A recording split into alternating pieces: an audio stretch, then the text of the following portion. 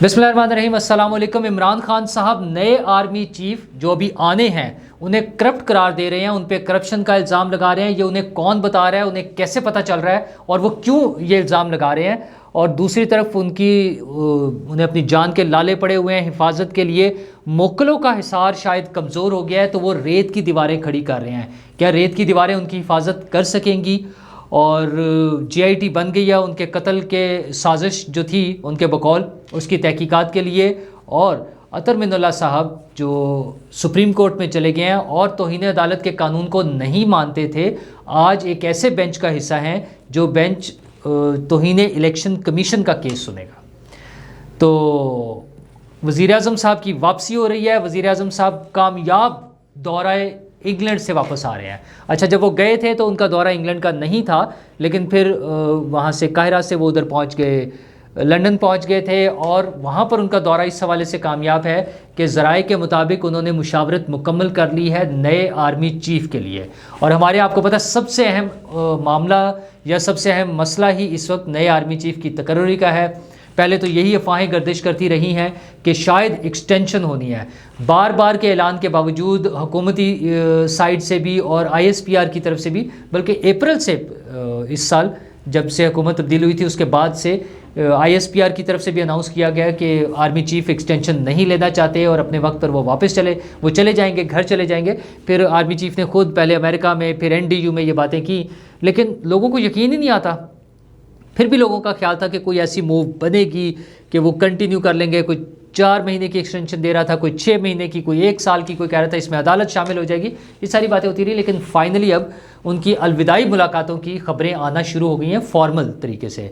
और कल भी उन्होंने मुल्तान गैरिजन का दौरा किया है। वहाँ की फुटेज आई है, तस्वीर आई हैं, वो वहाँ पे अफसरों से, जवानों से मिले हैं, वो तो जा रहे हैं। और शहबाज शरीफ साहब अपने बड़े भाई साहब नवाज़ शरीफ साहब से मिलकर आ रहे हैं। और उसमें जो सबसे अहम इशू था आर्मी चीफ़ की तकर्री, उनकी 3 या 4 मीटिंग्स हुई हैं नवाज़ शरीफ साहब के साथ फॉर्मल सी, जिसमें फैमिली मेम्बर्स भी सारे थे, कुछ वज़रा भी थे।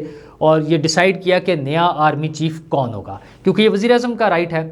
वज़ीर आज़म ने डिसाइड करना है, कानूनी और आइनी इख्तियार है उनका कि उनके पास एक समरी आएगी, उसमें जनरल्स के नाम होंगे जो सीनियर मोस्ट होंगे। 5 नॉर्मली होते हैं कहते हैं, और इस मरतबा शायद 5 या 6 होंगे। तो उनमें से किसी एक को वज़ीर आज़म साहब आर्मी चीफ़ नामज़द कर देंगे। तो उसमें मुख्तलिफ ख़बरें आ रही हैं। एक तो यह है कि वो सीनियरिटी के असूल को मद्देनज़र रखेंगे, और दूसरा यह है कि ये उनका स्वाबदीदी इख्तियार है, तो जो आइन कहता है उसके मुताबिक वो चलते हुए कर लेंगे। हाँ, सिर्फ एक बड़ा मसला आ रहा है कि नवाज़ शरीफ साहब और शहबाज शरीफ साहब मिल के जो आर्मी चीफ़ बनाने जा रहे हैं वो इमरान खान की मर्ज़ी का नहीं है। बस इमरान खान साहब की जो ख्वाहिश थी कि उनकी मर्ज़ी शामिल हो जाए, वो नहीं है। यही वजह है कि उन्होंने बराह रास्त पहले तो इनडायरेक्ट इल्ज़ामात लगा रहे थे ना, कि कभी कोई डर्टी हैरी लगा के, कभी किसी का नाम, फिर पिछले दिन उन्होंने एक धमकी दी कि मैं बताऊंगा कि फैसल नसीर के साथ और कौन था जो कि मेरे कत्ल की साजिश के लिए बैठा हुआ था वहाँ पे और कंट्रोल रूम से मॉनिटर कर रहा था। ये भी धमकी उन्होंने लगा दी। तो अब उन्होंने फिर जो पहले भी वो इल्ज़ाम करप्शन का लगाते रहे, वो आज फिर लगाया है, बल्कि कल उन्होंने अपने गुजरात वाले खिताब में लगाया। उनका लॉन्ग मार्च भी चल रहा है ना वो लॉन्ग रहा है ना मार्च रहा है, चलना तो है ही नहीं। हर शहर में एक शहर में जलसा होता है। वो गुजरात में था, उसके अलावा एक कमालिया में हुआ है।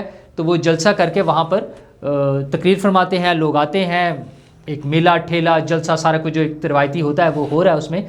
तो उसमें उन्होंने कहा कि नवाज़ शरीफ ऐसे शख्स को आर्मी चीफ़ लगाना चाहता है जो उसकी चोरी को छुपाए। यानी वो बराह रास्त ये इल्ज़ाम लगा रहे हैं कि कोई जनरल ऐसा है जो आर्मी चीफ़ बनेगा और वो नवाज़ शरीफ की चोरी को छुपाएगा, मतलब उनकी करप्शन को सपोर्ट करेगा, तहफ़्फ़ुज़ देगा। अब ये नहीं समझ आती कि इमरान खान साहब को ये रिपोर्टें कहाँ से मिलती हैं। पहली चीज़ तो ये कि उन्हें कैसे पता है कि आर्मी चीफ़ किसने लगना है, मतलब अभी तक किसी को नहीं पता। अगर ये डिसीजन करना है तो नवाज़ शरीफ और शहबाज शरीफ ने मिलकर करना है। हाँ, उनका क्लेम ये है कि उन्हें खबरें, चूँकि वो वज़ीर आज़म रह चुके हैं और उनके बड़े ताल्लुकात हैं, तो एजेंसीज से, इदारे के अंदर से लोग उनको खबरें देते हैं, ये उनका क्लेम है। तो क्या उन्हें अंदर से कोई खबरें मिल रही हैं या फिर उनके पास रूहानी ताकतें भी हैं? वो रूहानियत का वो सारा एक सिस्टम जो उनका बना हुआ है, उनकी अहलिया मोहतरमा इस हवाले से बड़ी शोहरत रखती हैं, और उनके रूहानी उलूम और रूहानी जो भी उनके काम थे उनकी वजह से इमरान खान साहब वज़ारत उस्मा तक पहुँच गए थे। अच्छा, फिर فرق کیوں پڑا, وہ موکلات کہاں چلے گئے, کیوں رک گئے, ان کے کام اور وہ ختم کیوں ہوئی ان کی وزارت عظمیٰ, ان باتوں کا کچھ نہیں پتہ. لیکن بہرحال چونکہ ان کا اعتقاد ہے اور ہم سب نے یہ دیکھا ہے کہ انہیں اس کے بڑا فائدہ ہوتا ہے, تو ممکن ہے انہیں کوئی ایسی خبریں اسی طرح کے کسی سورس سے مل رہی ہوں. لیکن افسوسناک بات یہ ہے کہ وہ اپنے ملک کی فوج کے جو سینئر موسٹ جنرلز ہیں, ظاہر ہے جو 5 6 7 8 جتنے بھی ہیں ٹاپ کے جو سینئر موسٹ جنرلز ہیں, انہی میں سے کسی ایک نے لگنا نا آرمی چیف. یہ تو ممکن نہیں ہے کہ شہباز شریف صاحب حسین نواز کو آرمی چیف بنا دیں. اچھا اگر اس طرح کا ہو رہا ہوتا تو پھر ٹھیک ہے, پتہ لگتا کہ جی عمران خان صاحب کا الزام میں کوئی وزن ہو سکتا تھا, یا وہ خواجہ آصف صاحب کو بنا دیں یا رانا ثناء اللہ صاحب کو بنا دیں. اچھا اس طرح کی کوئی بات پاسبل ہی نہیں ہے. ایون یہ بھی نہیں ممکن کہ وہ 3 اسٹار جنرل سے جو ٹاپ سینیورٹی میں آتے ہیں ان سے ہٹ کر کسی میجر جنرل کو یا بریگیڈیئر کو کوئی پروموشن دے کر لے آئے یا کچھ کر لیں, ایسا کچھ نہیں ممکن. جو سسٹم میں آرمی کے سسٹم میں ان کے اپنے جو بھی پروٹوکولز ہیں, جو پروسیجرز ہیں, ان کو کمپلیٹ کر کے جو لوگ اس پوسٹ تک پہنچے ہیں, ان کی ترقیاں ہوئی ہیں اور وہ لیفٹیننٹ جنرل کے عہدے پر ہیں, 3 اسٹار جنرلز ہیں جو, انہی میں سے کسی ایک نے لگنا ہے. تو عمران خان صاحب کو کیا پرابلم ہے, وہ کیوں ان پر کرپشن کا الزام لگا رہے ہیں؟ سمپلی وجہ یہ ہے کہ ان کی دال نہیں گل رہی. وہ جو چاہتے تھے کہ انہیں سپورٹ ملے اور سسٹم کو چھوڑ کر فوج کے جو جنرلز ہیں وہ ان کی حمایت کریں اور قانون اور آئین اور نظام اور پروٹوکولز اور پروسیجر سب کو بائی پاس کرتے ہوئے عمران خان صاحب کو اٹھائیں اور لا کر وزارت عظمیٰ کے اس پہ بٹھا دیں. یہی فواد چودھری صاحب کے بیان آتے ہیں بار بار کہ اگر اسٹیبلشمنٹ اس کو MQM کو اور BAP کو اور ان پارٹیوں کو الگ الگ کر دے, اس سے حکومت سے الگ کر دے, تو ہم واپس آ جائیں گے. بھئی کیوں کر دے؟ آپ کے پاس موقع تھا جب انہیں اپنے ساتھ رکھنے کا, اپریل تک بلکہ مارچ تک, جب تک وہ تحریک عدم اعتماد کی بات ہو رہی تھی, تب تو آپ نے کیا نہیں. جب دیگر پولیٹیکل پارٹیز نے یعنی نون لیگ نے اور پیپلز پارٹی نے اور JUI نے مل کر اپنا آپس کے اتحاد کے ساتھ ان اپوزیشن پارٹیز کو, چھوٹی چھوٹی پارٹیز کو جو اس وقت حکومت کا حصہ تھیں, توڑ کر اپنے ساتھ ملا لیا, حکومت بنا لی. اب شور میں چاہتے ہیں, وہ شعر ہے نا کہ وہ جو کہتا تھا کچھ نہیں ہوتا اب روتا ہے چپ نہیں ہوتا. تو ان کے خیال میں تو کچھ بھی نہیں ہونا تھا, تو اب رونے کا کیا فائدہ؟ دھڑا دھڑ الزام, گالیاں, غدار, میر جعفر, میر صادق اور سب کچھ کرتے رہے. اب کہتے ہیں کہ جناب عمران خان اور فوج مسلمہ حقیقت ہے, وہ سیاسی حقیقت ہے. اب کہتے ہیں کہ ہم دہشت گرد نہیں ہیں, ہمارے ساتھ نہ لڑیں. او بھئی آپ دہشت گردی نہ کریں.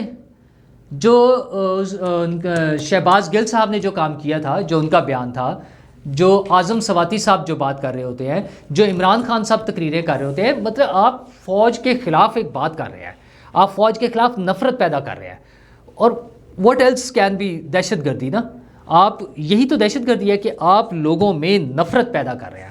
آپ چاہتے ہیں کہ لوگ لڑ پڑیں. وہ جو حرکت آپ نے کر بھی لی ہے نا پشاور میں کہ کور کمانڈر ہاؤس کے باہر جا کے اپنا مظاہرہ کریں, تو آپ تو یہی چاہتے ہیں. آپ پنڈی کو بلاک کرنے کا, وہاں بیٹھنے کا کیا مقصد ہے؟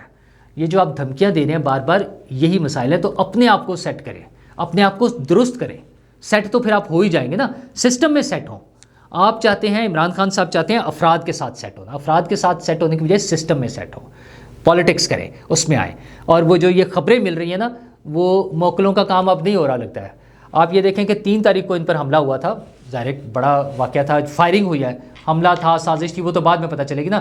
فائرنگ تو ہوئی ہے جس میں ان کو کوئی زخم بھی لگا, جس پہ پٹی شٹی وہاں پر ہوئی ہے. وہ ریسکیو 1122 والے بندے نے کہا ہے کہ اس نے وہ گاز پیڈ رکھ کے ان کا جو زخم تھا اس پہ, تاکہ بلیڈنگ نہ ہو زیادہ. اور پھر ظاہر ہے بلیڈنگ نہیں تھی, اسی لیے تو 2-2.5 گھنٹے کا سفر کر کے وزیر آباد سے شوکت خانم پہنچے. اگر ورنہ ایمرجنسی والا کام ہوتا, گولیاں لگتی خدا نہ خواستہ, تو وہاں پہ اس کی ٹریٹمنٹ ہوتی. سب سے پہلے جو قریب ترین ہاسپٹل تھا وہاں سے ٹریٹمنٹ ہوتی. بہرحال واپس آ گئے تھے, کوئی مسئلہ نہیں تھا. لیکن ان کے بیٹے آئے ہیں, تو اب خبریں یہ آ رہی ہیں کہ ان کی اہلیہ محترمہ بشرا بی بی, وہ چونکہ بچے آ گئے ہیں, عمران خان صاحب بچوں کے ساتھ انجوائے کرنا چاہتے ہیں, انہیں ٹائم دینا چاہتے ہیں, تو وہ اب بنی گالہ میں نہیں ہیں, وہ چلے گئے ہیں. تو ممکنہ طور پہ وہ جو حفاظتی حصار انہوں نے بنایا ہوتا ہے وہ شاید ختم ہو گیا ہے. تو عمران خان صاحب نے اس کو بنکر بنانے کے لیے ریت کی دیواریں کھڑی کر لی ہیں. عمران خان صاحب ریت کی دیواریں حفاظت نہیں کرتی.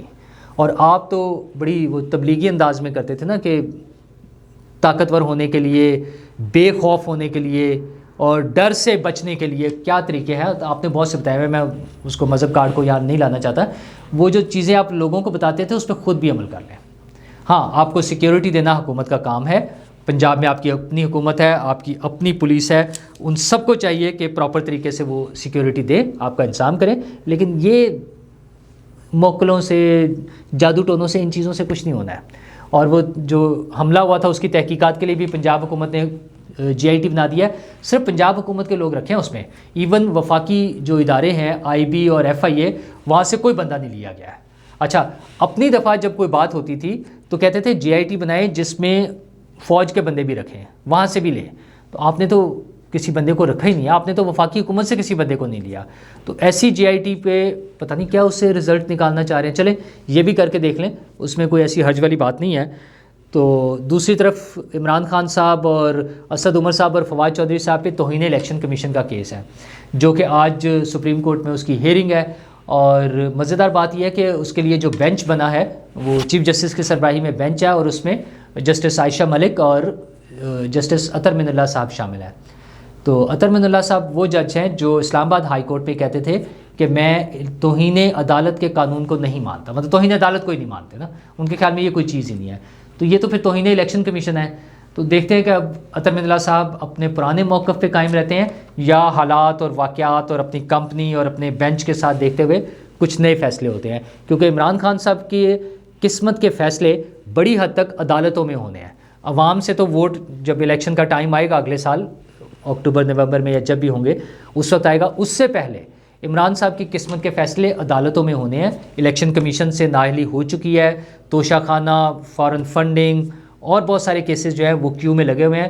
تو کیا عمران خان صاحب ان سارے کیسز سے بچ سکیں گے, اور کیا وہ روحانی طاقتیں جو انہیں 2018 میں اقتدار میں لے آئی تھی کیا ابھی بھی اتنی طاقتور ہیں اور ان کے ساتھ ہی ہیں جو انہیں اس سارے بحران سے بچا کر دوبارہ سے اقتدار میں لے آئیں گی؟